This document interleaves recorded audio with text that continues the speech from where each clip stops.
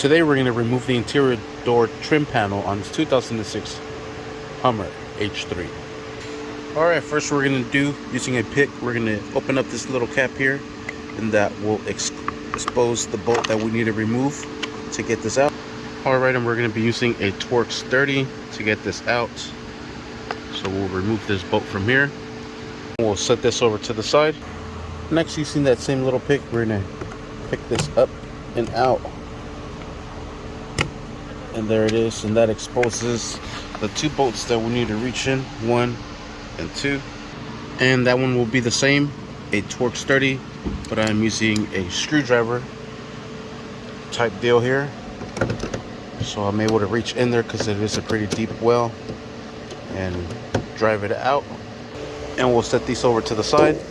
Next, what we're going to do is, using a trim tool removal, we'll pry this open from the top and then work it out just like so. Then we'll disconnect all these pigtails here. Alright, these simply have a release tab. This one you actually have to pick from here. And there you have it, and we'll set this over to the side. Now what you could do is grab the panel from underneath and give it a nice good yank, and if it doesn't come off, we're going to need a trim tool removal to apply some pressure back here and pry it open. Alright, I had to get a different kind, and now the same thing, just pry it from underneath and work it all the way out.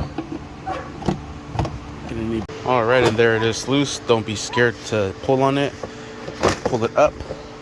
Then we have to unlatch the latch. Simply pull these up and over on both of them, and there you have it. And that is how you remove the interior door panel on this 2008 Hummer H3.